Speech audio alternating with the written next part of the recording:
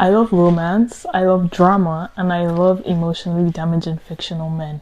But some book tropes need to be laid to rest peacefully in 2026. Respectfully, with love, and maybe a small funeral. But hi everyone, I'm Vikki and welcome back to Vikki's Bookish Mind. For anyone who's new here, hit the like button, subscribe, like, and share, and welcome to the channel. For anyone who's been here since the first video, or maybe the second, welcome back, and hopefully you enjoyed the last videos. That's why you came back. But thank you for being here.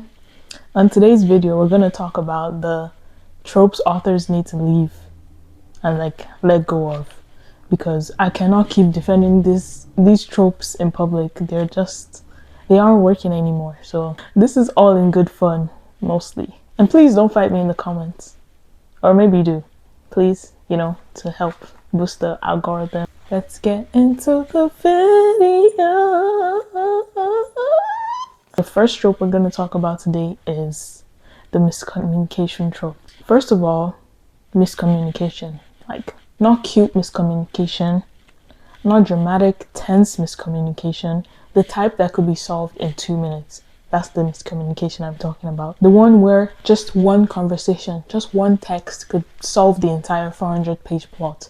Maybe even 500 pages, I don't know. But yeah, that type of miscommunication. I think authors really need to let go of this because it can be written properly, but a lot of authors are not doing that. So if they're not gonna write it properly and make it fun and nice and cute, they should just not do it, I think. Because you're telling me not one of you can send one text. Somebody can say, hey, this actually happened. This is what happened. That's what happened.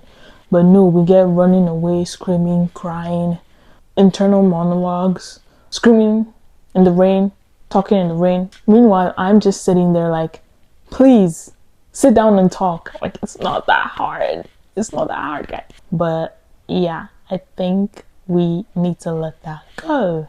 And at some point, I just stop rooting for the relationship, honestly. I'm just like, let's just get this over with and move on with our lives.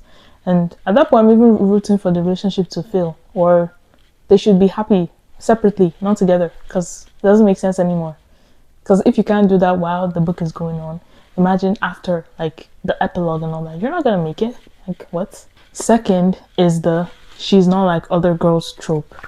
I really think we need to let this go, because other girls are amazing. They're nice, they're fun, they're kind. I don't think you need to put the other girls down just so the main character can flourish. I don't think so. So we really need to let that go, because we're in 2026 and that really shouldn't be a thing. You don't need to make every other woman in the book evil and shallow and stupid just for the main character to be cool and pretty and not popular. I don't know. Most of the time they're not popular. Just to prove the main character is special. We'd understand that she's special if you write the book in a way to express she's special without putting everyone else down. You can let them all be pretty, let them all have a personality, and let them all just exist without having to shame them in any way. Okay, the third one is the morally gray man who's just toxic. He's not mysterious or anything like that. He's just toxic and disrespectful and rude. And everyone in the book acts like basic kindness is too much to ask for. In my opinion, if he would be blocked in real life, then he's not mysterious. He's just a walking red flag with a tragic backstory. Boo-hoo. No one cares. The next thing I would say is random third act breakups. We need to talk about the random third act breakup. Sometimes it's necessary, not often, but sometimes it is. But the random ones, the ones that make no sense, the ones where the book has you smiling, giggling, kicking your feet, screaming, crying, throwing up, but they're like, yeah, let's just throw that in there. Everything's perfect, we're happy, we're smiling, and then they go, can't be together for reasons I can't say. What? Just say it. Just open your mouth and say it. Just tell me Just tell me. And now I'm stressed for the next 50 pages.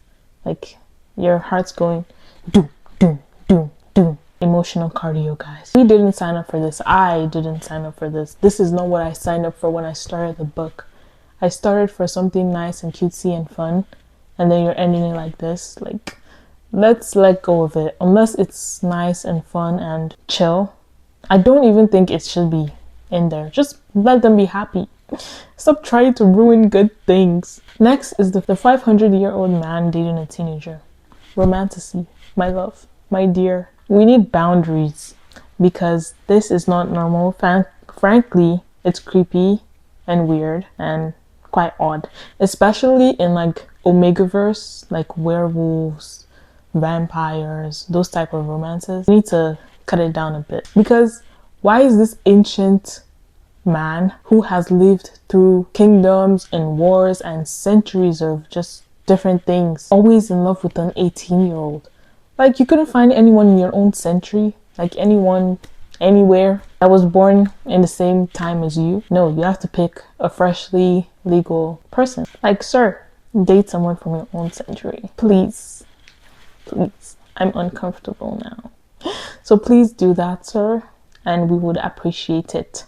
We would enjoy it more if you pick someone from those times. And finally is falling deeply in love after one glance. No attraction, no curiosity, just love, soulmate, destiny, marriage, children. Like, make it make sense. You don't even know his last name. You don't even know his favorite color. Girl, you don't even know if he washes his hands. Like, be serious, please. So that should be let go of, because honestly, it doesn't even make any sense. What's the point of calling it a romance book if they're already in love in the first chapter? What's the rest of the book gonna be about? I don't want to see that. Maybe someone else does, but meh. But here are tropes that I will never let go of, that I will defend forever. Is the enemies to lovers, if done right. I'm talking about actual enemies to lovers, not dislike to lovers or rivals to lovers or bullying to lovers, whatever.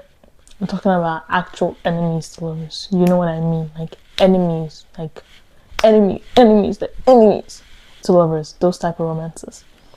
Then fake dating, found family, and of course only one bed. These will never go out of style, and I reject any reality that they actually do. So okay, your turn. Comment down below what tropes you think should be let go of, and the tropes you will die on that hill, like the tropes you would defend with your life. Comment down below. If you enjoyed this video, please like, share, comment, and subscribe so you can be a part of my little bookish corner of the internet, because we're dramatic, emotional, and slightly judgmental, but in a fun way. And I will see you in the next video. Thank you for watching. Bye. I'm just a man.